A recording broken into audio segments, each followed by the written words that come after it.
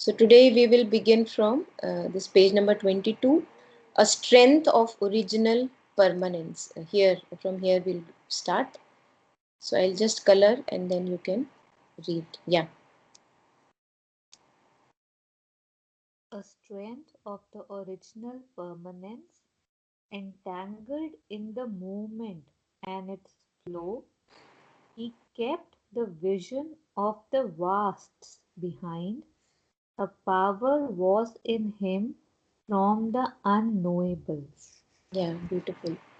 So these lines are very, very powerful lines, if we just sit with them or maybe reflect upon them, sometimes through the mind and sometimes just letting the mind rest with the lines, that also helps. A strength of original permanence, that which can never get shaken, that which cannot be touched, that which is unbreakable from those divine heights, that strength which is present in each one of us. And that's why we see so many stories.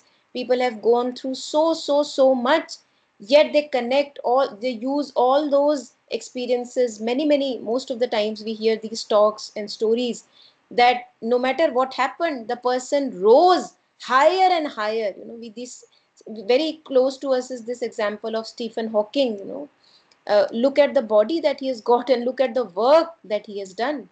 So this strength, which is an unbreakable strength, no matter what happens to the earthly life, a strength of the original permanence, that permanence which can never get shaken, entangled, and that strength, owing to the human form, owing to the mortality that we have come to, entangled in the moment and its flow. So we see this happening in our life, that although at times I may remember that I am the soul and I am vast and I am infinite, yet we do get entangled in the moments of life. And this is a choice. This is a choice that we have made. This is the adventure that we have plunged into. If from the very beginning there is a continued remembrance of who I am, then the story will not happen. The story will not have the twists and turns and the drama and the melodrama. That would not happen. So and the creation, the purpose of creation originally was coming from the bliss, Satchidananda. That is where it is coming from. So the bliss of losing myself and the bliss of finding myself. If I do not lose myself, how would I enjoy the joy when I find myself ultimately? So that is something, which kind of propels us into this drama of life. And we all have our own dramas in life. We all get into those moments. Yet what who we are truly is that permanence which cannot ever be shaken. Yet for the time being, as we take this human birth and go through the whole drama of the human birth and the relationships and family and all the ups and downs, there the strength as if is entangled in the moment and its flow. you know he kept, although this happens, entanglement happens, but he kept the vision of the vasts behind. So Ashwapati did not lose the vision of the vast, the wideness, the heights, and the depths of the consciousness. He did not lose that remembrance. That was something really special, that also we saw in Savitri, that she was in touch with her deeper being. She was continuously in touch, no matter she was also entangled in the moment, when Satyavan dies. She will also get entangled. We will see later, book 7, I think book 7 or 9, where the whole drama is enacted, that Satyavan is dead now, now what? So there he kept the vision of the vasts behind, just like mother says that we are more than our experiences. This is the pointer that mother hints us at, that yes, experiences happen, yes, challenges happen, yes, you fall into traps, all of that happens, yet you are far more than all that has happened. So you are always more than your experiences. That is what mother says. He kept the vision of the vasts behind. A power was in him from the unknowable. We all have that power. All of us, each one of us has the power, from the unknowable. And that's why we say, we say that, God resides everywhere. So how can we be untouched by God? It is not a possibility. It is not a possibility. Even in the stone, even in the meanest of creatures, even in the criminal, God is there. And one of the prayers of the mother, which Chitraji was sharing with me today, June 1st, 1914, she was reading these 3 lines where it was, mother was sharing that, although you are not visible, although it seems that people who are hostile to your will, but I still see you there. I still see you in a criminal. How is it that you cannot be there? You have to be there. So, because everything is originating from that and dissolves in that. So, nothing can be untouched by God. And that's where faith comes in picture. That even when we are in the plunges of darkness, of ignorance, God is forever there. Faith is forever. We just have to remember, and the faith arrives. Faith is there. That we are held, we are safe. In the deepest of plunges, we are safe. So that's where, this power connected within Ashtapati.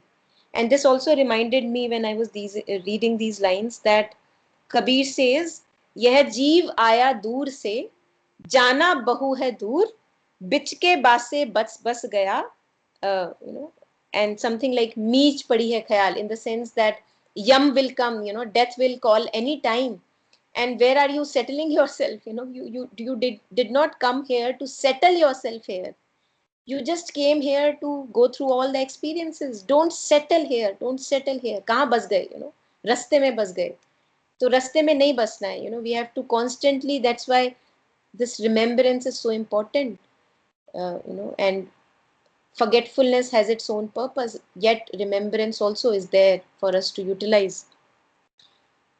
And other thing that I remembered here was this another 2 lines by, I think, Meera, if I'm not wrong, where she says, साजन रे मैं तोरे थाकी और बसू विराने वास, काम करूं घर आपनो और जिवड़ो तमीड़े पास. So Meera says that, oh my beloved, I belong to you.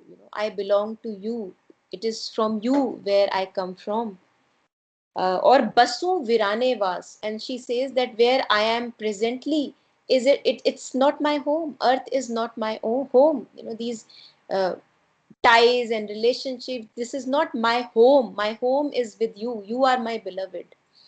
Or basu virane vas, काम करूं घर आपनो. So I still do all the daily chores. I still take care of the earthly things that have to be taken care of. Yet my heart is forever yours. My heart is forever there with you. I do not get stuck here. I know that you are where my home is. So that is what Meera says, in the love of the divine. Yeah. So that was the first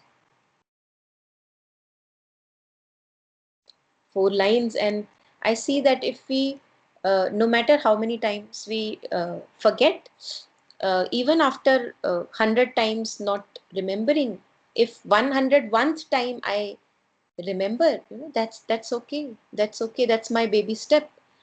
The thing is that when I completely forget to remember who I am truly, then the experiences that happen in my life, they begin to define me. I take the unworthiness from those experiences, that okay, this has happened. I failed in this domain, so I must be a failure. So I begin to define myself according to that experience, and there we go as if down and down and down into these definitions, making ourselves unworthy and falling into this trap of guilt and victimization and shame and all that. While on the other hand, even after at 101, forgetfulness, I remember that yes, I am not all that. I can rise above. These were just experiences in my life. there I see that I am back on my feet again. I did not lose anything. I did not lose any self-worth. Those were just experiences. That was just a drama that happened. So that really helps, even if we juggle in between, like we forget, we remember, we forget, we remember. Yet if the remembrance is there, it continuously connects us to this greater strength that we all have the capacity to tap into. And it is our birthright to tap into that strength. It belongs to us. Otherwise, it just kind of, in amidst the layers and layers of forgetfulness, it just kind of stays masked forever through the lifetime, and I never kind of am able to tap into it. So yeah, if we can begin to take these baby steps of just reminding and relaxing in that presence, that really rejuvenates, like it's like a battery that is getting recharged there, being in touch with our truest essence. Yeah, Monica. Yes, yes. Actually, yeah, when you are sharing, I felt that actually that not only keeping them in the pedestal and worshipping them, Yeah, but we have to feel that vastness. Yeah, that yeah, is very true. That is very true. Yeah, that is yes, the importance. No. yeah, yeah, Thank you. yeah.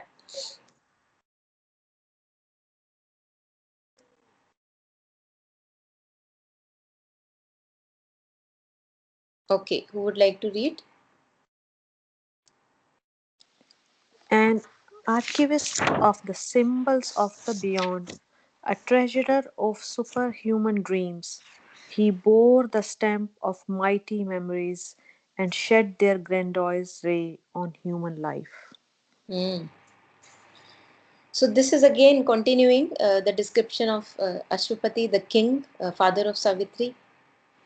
So he is an archivist from of the symbols from of the beyond. So everything in life, we look at the nature, we look at birds, the insects around us, human beings, infants, toddlers, we look at them. All these present forever around us are symbols from the beyond. Clouds, we say, we then connect these metaphors, like every cloud has a silver lining. We say that, and then we use that in our experiences in life. Why? We say that everything is weather and you are the sky. So these metaphors come from the very nature that is present throughout in existence. And all these are nothing but symbols of the beyond, as if somebody is wanting us to listen to those symbols. Somebody is wanting us to hear that, as if it's wanting to convey something to us. The first canto that we read, the symbol dawn, again a symbol that repeats itself every day. Every day it repeats itself. Then all the creatures and the plants going towards the sun, rising up towards the sun. What is this if not a symbol? So we, in our day-to-day lives, getting stuck into the earthly routine of life, we forget to read these symbols. Yet no matter how many times we forget, we can always come back to remembering these symbols, to listen to these symbols. So just like that, Ashwapati is as if an archivist. He's keeping an archive, as he's in touch with these symbols of the beyond. He is not forgetting that each and everything in existence is a signal from the divine presence, is a signal, is a symbol that the with us, he can never abandon. Even if he kind of so-called abandons us, where we are actually in his lap. This play of existence is happening in his lap. So even if for a moment I feel that I am abandoned, the moment I remember that, oh my God, it can not be that I'm not in his lap, and then I become again safe and secure, that nothing can happen, nothing can happen. So these symbols are something that Ashwapati is in touch with, and maybe he is also able to share it with humanity. That these are all symbols. And at one point of time, in few lines, Sri Aurobindo writes this poem. I am not remembering the name of the poem, where he says that God is there in the flight of a bird and also in the leap of the lion. So all these are signals that the divine presence is forever there. And Kabir also uses a lot of analogies, a lot of symbols, that where he says, Kasturi kundal base mrag dhoonde ban mahi, aise ghat ghat Ram hai, duniya dhoonde janat nahi. So Kabir says that just like a Kasturi deer, he looks for his fragrance as if it's coming from outside, and he keeps on searching for it throughout the forest, yet it is coming from within him. And that's how we human beings do not realize that the completion that we seek from whatever earthly experience, that completion is present right here within me. I never left that home, it is right here with me. So these are the metaphors that Kabir also uses. One also he uses another one where he compares the pupil of the eye, that just like there is this pupil in the eye which allows us to see, divine presence is present within us as essentially as a pupil is there for the vision. Just like that, he is also there with us. So these are all symbols. These symbols were something which Ashwapati was in touch with. So he was a Yes, yes, very good, very good. Yes, Taru. Yeah, that song that Taru reminds is of, Ya ghat bhitar, anhad baje, yahi mein uthe fawara, ya ghat bhitar, hira moti, yahi mein parkhan hara. So the jewels are also within this house, and the johari, the one who would know the value of the jewel, is also within this house, that where you are. And then in the next line he says, Ya ghat bhitar baag bagiche yahi mein sirjan hara. So the flowers and the whole sanctuary is also present within you, and the one who nurtures this sanctuary, that one is also present within you. So it doesn't mean that he's referring to just this body, because then we again get trapped into separate existence, that I am this body and rest everything is without, which is separate from me. It just tells us that just as it is present within me, it is also present wherever I see these boundaries and forms all around. So it's all one, it's all a oneness. There is no difference between that oneness. Just like the divine presence is within me, it's present throughout, no matter how many times it may be visible directly, or many times it may be concealed under ignorance. Yeah, thank you for reminding that. Yeah, yes. So there he was a treasurer of superhuman dreams. He knows that whatever we are going through right now is just a phase, and we have to really go on and on and on in our journey as a human soul. Shedding the layers of ignorance. That is what I mean by on and on and on. It doesn't mean that something is adding on to me. I am the Brahm in original sense. In the fundamental sense, we are Brahm. But that is only a concept for us at the moment. Why? Because I am trapped in so many layers of ignorance. And slowly, as the layers of ignorance are shed, I reveal myself in my fullness. So there is nothing that is going to add on to my essence. The fundamental essence, the divine, is going to remain the same. What can be added to the infinite? What can be added to the one who is already complete? Nothing, right? But the thing is that we don't feel that we are complete because there are layers of ignorance on us.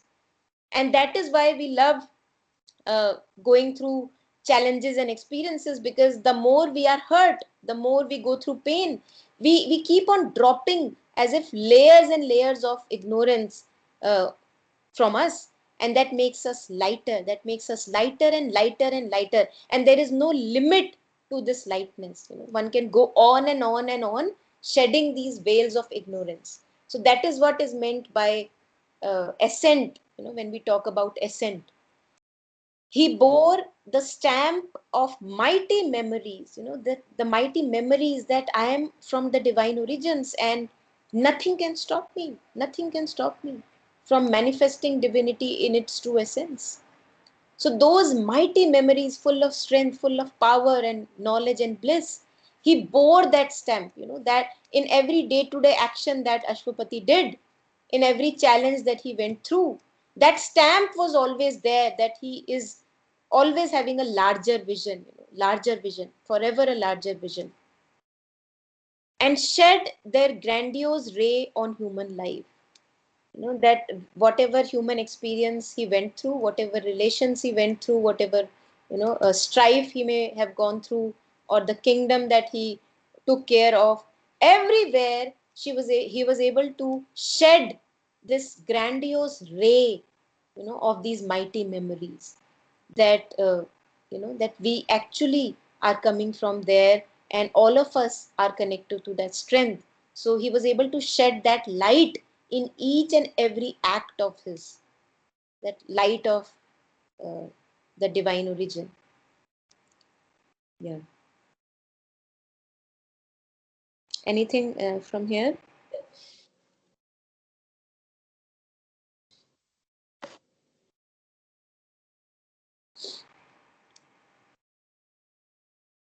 Yeah, Chitraji would like to share. No, I have to read, no? No. Acha, acha. Okay. Yeah, Yeah. just a second. Yeah. Yes. Okay. His days were a long growth to the Supreme, a skyward being nourishing its roots on sustenance from occult spiritual founts, climbed through white rays to meet an unseen sun. Yeah. So his regular days, his normal days, even those, we don't have to wait for something to happen in future that will change my life. His regular days, his day-to-day life, they were a long growth to the Supreme. Each day is full of richness of ascent towards the Supreme, a remembrance of the divine origin. That, and then we actually stop somehow, time ceases.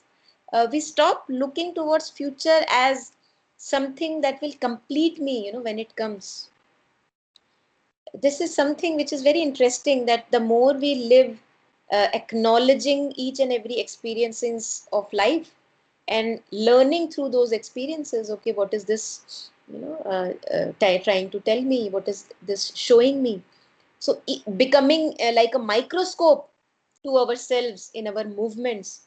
So those were the kind of days he had, Ashwapati, that his days were a long growth to the Supreme, a skyward being nourishing its roots on sustenance from occult spiritual founts.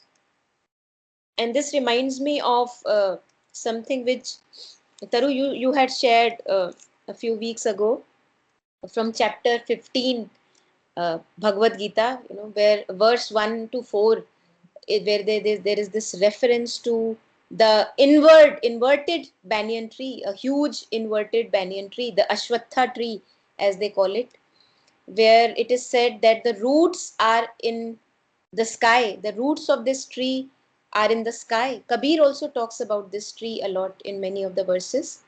And the felav of the tree, the leaves and the foliage of the tree is downwards, it's towards the earth. And that is also a symbolism to our own origins, that our roots are there in the sky. Our roots are there. Our roots are not on earth. Earth is our felav, earth is like a manifestation of the Supreme.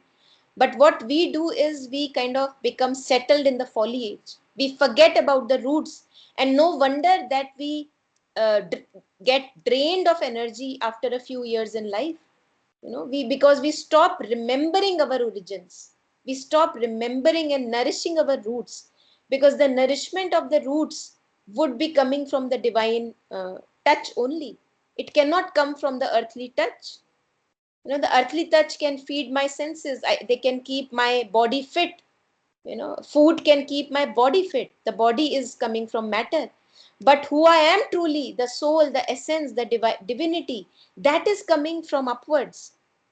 So if I forget this remembrance, then I see that there is a drainage of energy that happens, as if the battery has lost its connection. So even when the transformation of a body, as is said in integral yoga, Mother and Sri Aurobindo talk about this, that the mind, the feelings, and the body and the senses, they all need to be transformed with that divine touch. So I don't have to shoo that foliage away.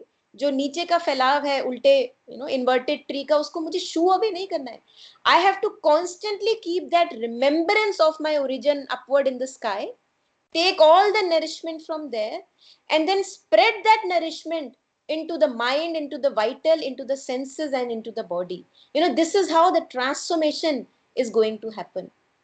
While the ascetics, what they did was, we were talking about the old yoga that day in prayers and meditation.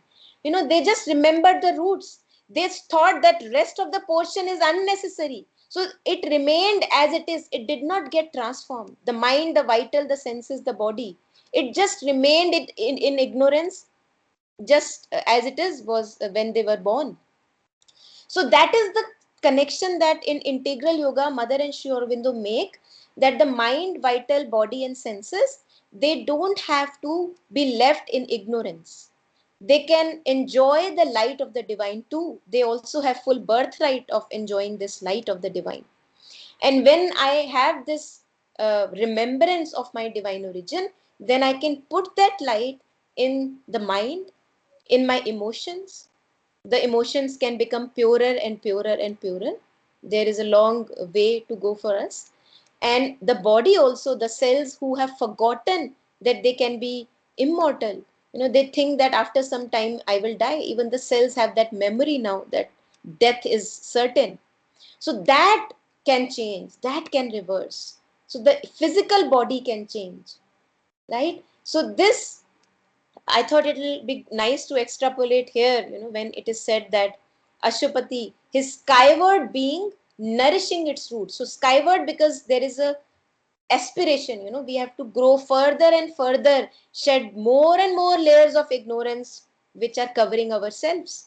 So a skyward being, all of us are, nourishing its roots on sustenance from occult spiritual founts. So I'm taking my nourishment from the spiritual light, the light that shines in the depth of my being. That light is where I take my sustenance from. So I think there's one thing which I would like to share here, that when we get in touch with a deeper reality within each one of us, and if we do not express it out, if we still do not manifest it out, many a times it happens that that continuity gets broken again. For example, I have found deeper layers in myself, and now the deeper layers want to manifest itself out in life, right? And I want to live according to that truth that I have gotten in touch with.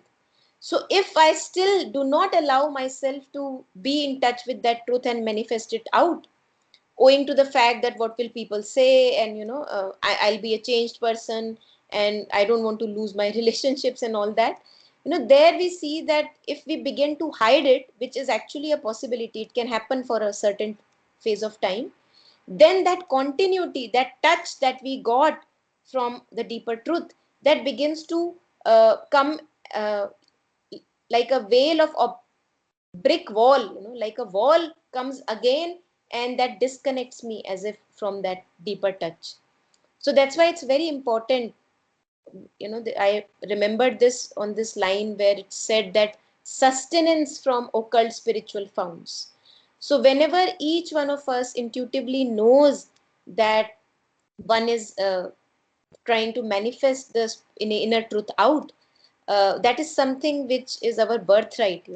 No matter what we have to lose outwardly in life, if we continue doing that, then it happens to maintain this continuity of being in that deeper communion with oneself. Otherwise, again, a wall of obscurity comes, and then we have to put more effort again, which is also okay, which happens. Yeah. So climbed through white rays to meet an unseen sun. Just like trees, we see trees, we see flowers. They always rise upward towards the sun. And just like that, his being, which was a skyward being, it climbed up as if climbed through these white rays, the white rays of these remembrance of the symbols of the beyond, the mighty memories of the divine origin, as if his being climbed using these memories to meet an unseen sun. That which cannot be seen, that which cannot be touched, that which cannot be known. Towards that, his being, the whole being, kind of, arose in aspiration. Yes. Anything so far?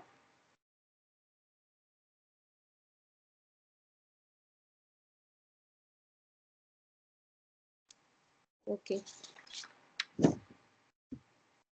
And we also see this, in mother's prayers and meditations we have been reading, this skyward being, that no matter what a plunge mother is going through, no matter how dark a challenge mother is going through, she always begins and starts the prayer with a deep certitude and deep faith in divinity. That kind of a solid, unshakable faith. And no matter what we go through, uh, we'll always be ascending only if we keep this remembrance on, uh, consciously, like put an effort to it. Yeah.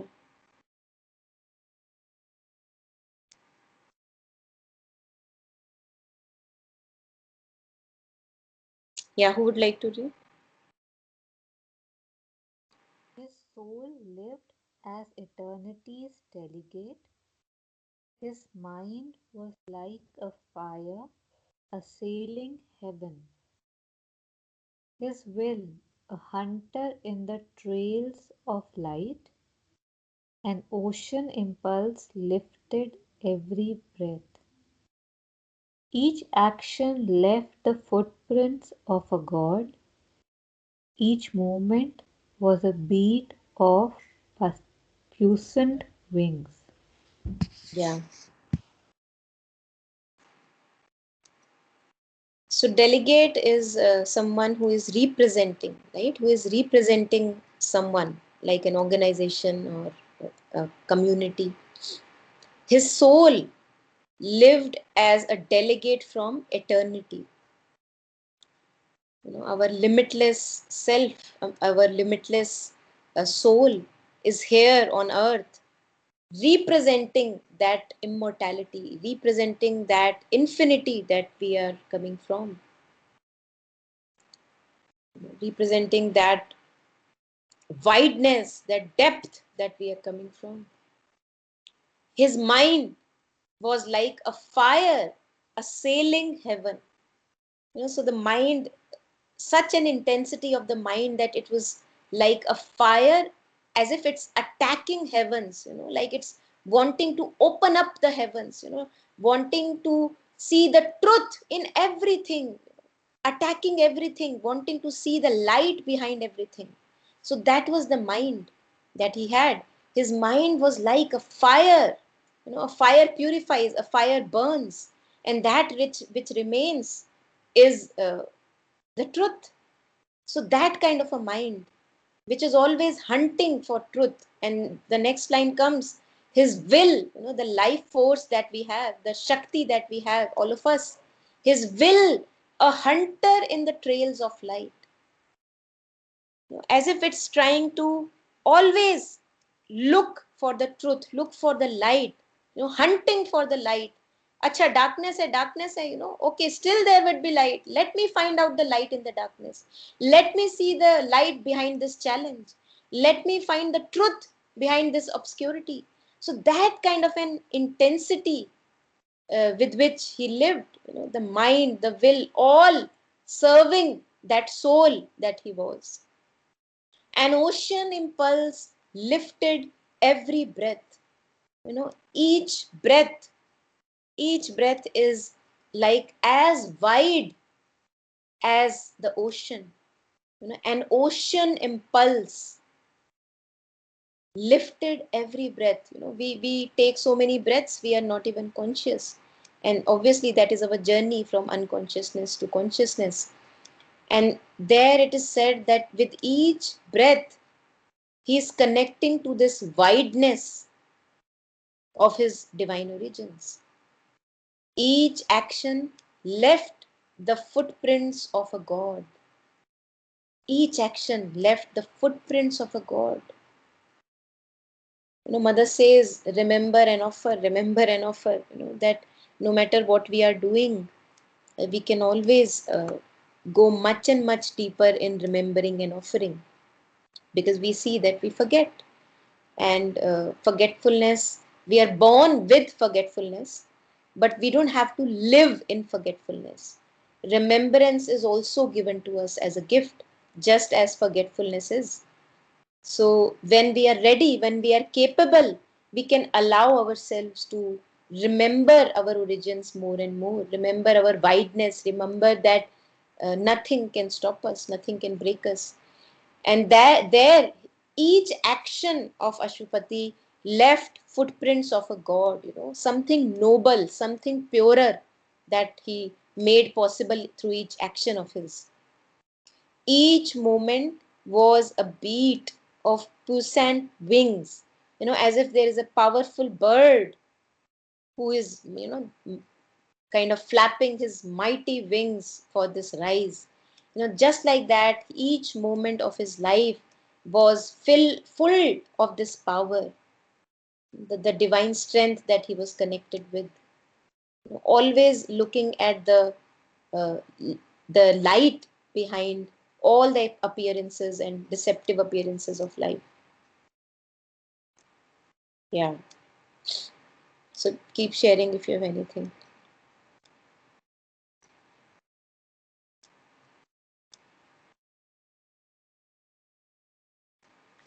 The little plot of our mortality, touched by this tenant from the heights, became a playground of the living infinite.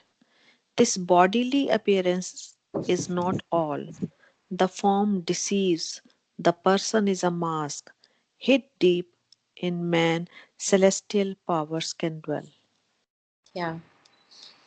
So half of the first three lines that Aradhana ji just read, they are continuation with Ashupati, and then is the description of the human condition in general. That the bodily appearance, starting from this bodily appearance.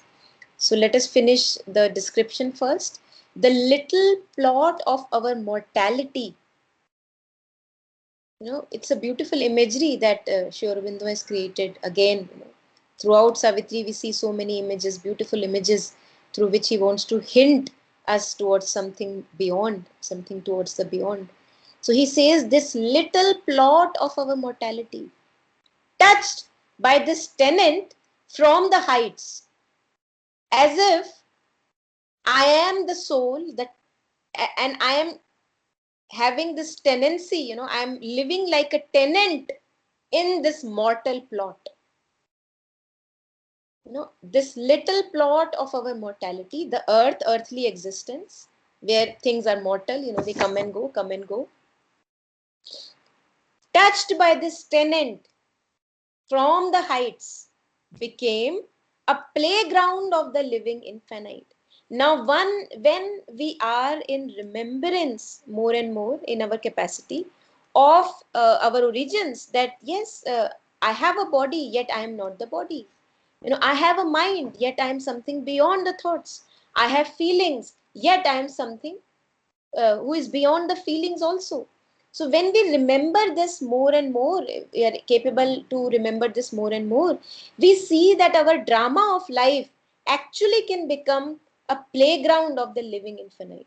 We can laugh on our failures, we can laugh on our slippages, we can laugh on our pains, only when this remembrance is there. Otherwise, when we are taking the drama too seriously, then we cannot laugh about it. We cannot played like Leela, then it becomes Maya. We are trapped. And Maya Leela, it's like, we keep on switching here and there.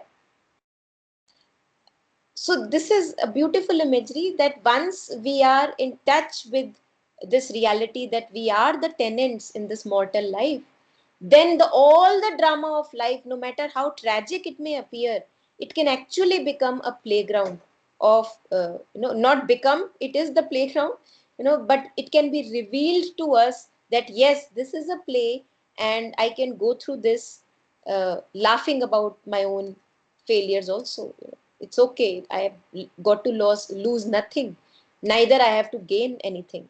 So what is there to lose? What is there to gain? So I can better enjoy my slippages and failures. But the very fact here is that, the moment we are adorned with experiences which are adding on to the ego, these either they are spiritual experiences or something in life that happens, some successes in life, and when they become uh, an identity on us, when we roam around in the world, putting on our shirt, our experiences and successes as badges, what happens is then when we have failures and the opposite experiences, we are not able to take it as a play, because I identify too closely with my success, and it's automatic that then I'll be identifying too closely with my failure also. While if I do not take success to head, knowing that it cannot add anything to me, it's just a play, then I can enjoy success, and I can then also enjoy failure too. Then I will not be running away from failure. Failure will always connect me to my deeper strength. So that is the beauty, that then we don't even crave for a sukh or a dukh in life, because we see that in dukh also you are there. Oh, the almighty, the divine. And in sukh anyway you are there, so what am I to lose here? So then it can become a play for us, and then it becomes a bit lighter, those moments of life. And then is the description of humanity, description of each one of us. This bodily appearance is not all. Face values deceive. Mother says, do not go by the face values. Right? The form deceives. The person is a mask. The Greek word persona is actually coming from mask, the masks that theater actors used to wear. And that is where we call ourselves a person. And if we look to the depth of it, we see that we are a mask. Mask onto what? That is the challenge. What is it that hides within us, within each one of us? The form deceives, the person is a mask. Hid deep in man, celestial powers can dwell. Now look at this paradox. Look at this paradox, Deep in man, man, which we take for this physical existence, which I take, okay, I am this limited body. It is this much that I can do. No, celestial powers can dwell in this same very body. Celestial powers, limitless powers in this limited frame. That is the paradox of a human life. This is really so beautiful, one gets in touch with more and more our deeper depths, once we are able to read these lines. Yes. Further, the description continues, about the human existence. His fragile ship conveys through the sea an incognito of the imperishable. A spirit that is a flame of God abides, a fiery portion of the wonderful, artist of his own beauty and delight, immortal in our mortal poverty. Yeah. His fragile ship, referring to the body, the human body. His fragile ship conveys through the sea of years. What does it convey? An incognito of the imperishable. as if something in me which is imperishable is living in incognito. We in Google Chrome, we have this incognito mode. It's a hidden mode where whatever I will search, nobody would get to know. It's a disguised mode. So that just like that, in disguise, the imperishable lives in the perishable form. So that fragile ship becomes the perishable mask of that imperishable that lives in us. A spirit that is a flame of God abides. Abides means to live. It resides. The spirit which is a flame of God. It's just like we say in Hindi. We are all a tiny spark of the divine. All of us have that spark of the divine. So that divine flame, a tiny portion of that divine flame, a spirit that is a flame of God. It's not completely in its totality God, because it's a part of God. It's a ansh of God, but the properties are the same. The properties are immortality, limitlessness, all these properties that we talk of divinity. A spirit that is a flame of God abides, a fiery portion of the wonderful, wonderful in capital, W capital, a fiery portion, a mighty, feisty portion of the wonderful artist of his own beauty and delight.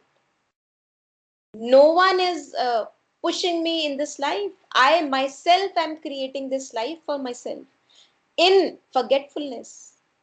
Because if I'll know all the while what am I going to do, then there'll be no fun. There'll be no fun in life, of meeting people and recollecting that, wow, this is how we met, for example. What a coincidence, so this is the joy that is there in forgetfulness, that finding itself again through peoples and places. And through peoples and places, who is it that we are finding? The very the one divine through me is finding himself through the other person in a disguise. And that creates more fun, that creates more mystery, the drama, all that. Artist of his own beauty and delight, he has created the whole beauty and delight. It's his own manifestation, it's our own creation. Immortal in our mortal poverty. So who we are, who we live as human beings on earth, we live as mortal beings, right? अभी आए हैं, कल चले जाएंगे. But actually में कहीं जाना है ही नहीं. कौन जाएगा? The body will shed itself. Yes. The human experience will shed itself. Yes. But where am I to go? There is nowhere that I can go. So that immortality in our mortal poverty. Why poverty? Because the way we live as human beings, we are always feeling unworthy. We are always feeling incomplete. मेरे में कुछ कम है, मेरे में कुछ कम है. ये कर लूंगा तो कुछ मिल जाएगा, वो कर लूंगा तो कुछ मिल जाएगा. So we always live in this poverty while we are actually sitting on our own treasure. We are sitting on our own wideness. We are sitting on our own limitlessness. Owing to the layers of ignorance, we forget that we don't have to live in this poverty.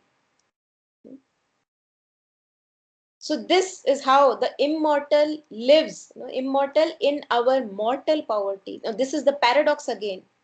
Now how can someone who is a treasurer, who is full of treasure, lives in poverty? That's his play, that's his leela. That's what he wants to do.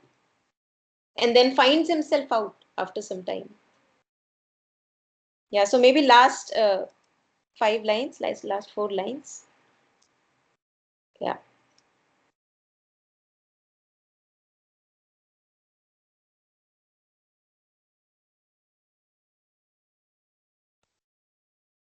This sculptor of the forms of the infinite, this green, unrecognized inhabitant, initiate of his own veiled mysteries, hides in a small dumb seed his cosmic thoughts.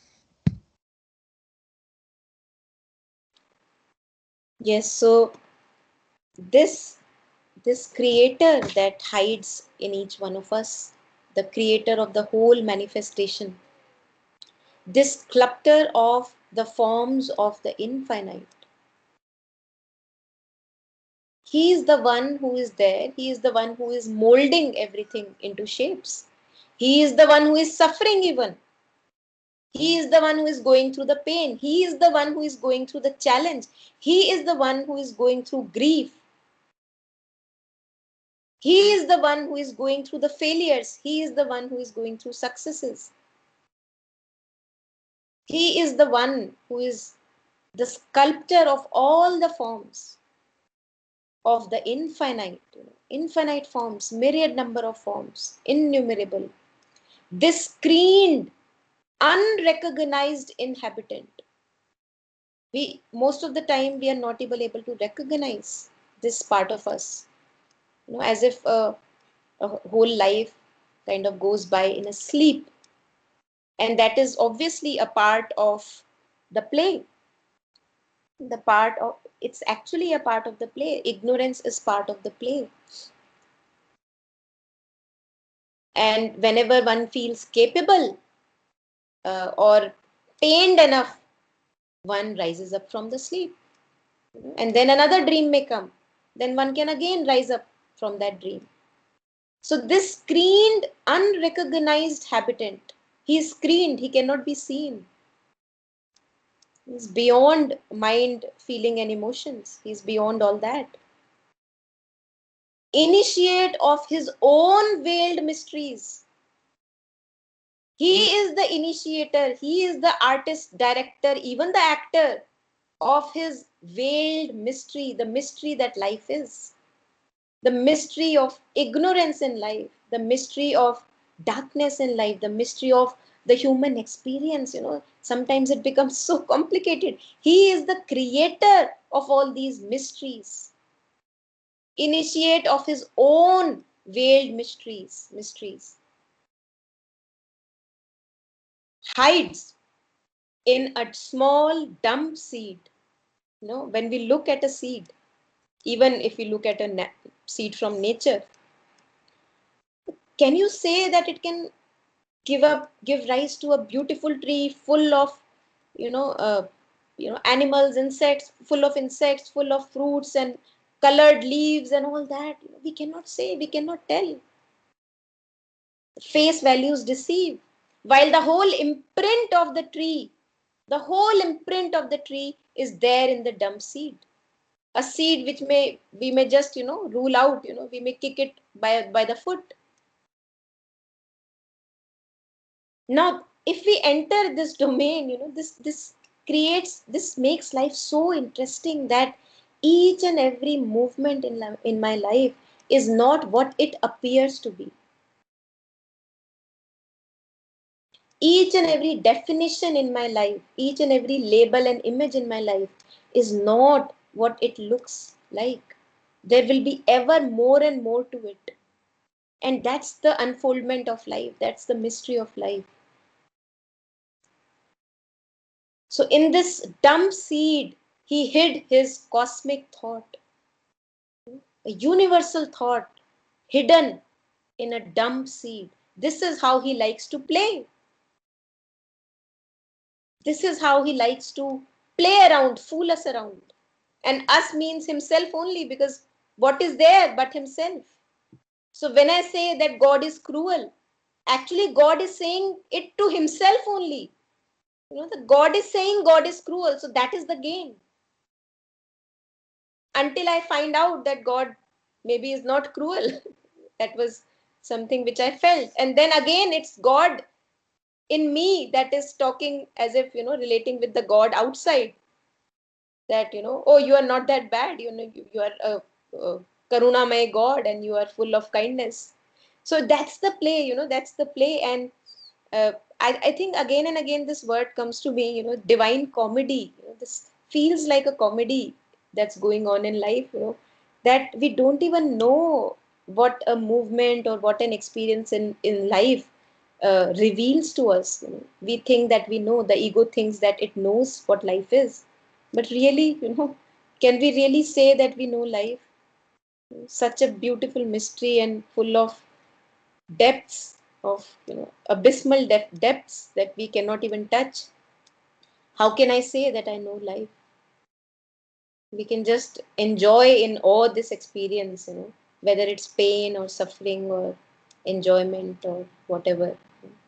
And at times, maybe gratitude comes that, yeah, what a beautiful journey, what an interesting experience, or not. We don't have to force ourselves to feel grateful. Many a times we are not able to. Yeah, that's also part of game. So I think that's it for today. Any thoughts? Just feel free to share. Yeah.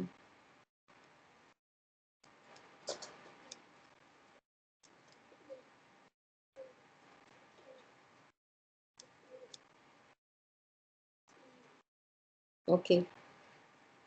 Yes, Chitraji. Yeah, actually, once I heard Lobdas talk about this, I wrote it down. Yeah. This page is connected with that page number 106 of this book, Savitri, Yeah. Book of the Traveler of the Worlds. Yeah. Actually, those lines, it is, this is the beginning, it seems. For Mm. long before Earth's solid west was forged by the technique of the atomic void, a loosened envelope of self disguise was woven round the secret spirit in things.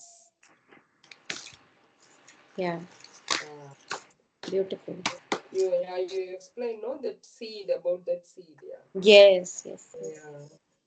Was woven round the secret spirit in things. Even Mm. before the earth was formed, yeah. These lines, it's in 106 Okay. Okay. actually. Yeah. So we'll come to it, right? Yeah. This is further ahead. Book one, Yeah. Canto Further again. Canto 106. 4. Yeah. Okay. Canto Kingdom of yeah. This is book two actually. Book 2. Okay. Oh yeah, book two, book of the Canto 2. Okay. Yeah. Because he quote that these lines match with this thing actually. He Mm. quote look the stock. He quote those lines also. Okay. Long Maybe back you he can also marked it. share. You Yeah. can also share these lines in the WhatsApp group if possible. Whenever. Yeah. I will do that. Yeah. Thank you, Monica. Thank Yes. you. Thank you for Yeah. sharing.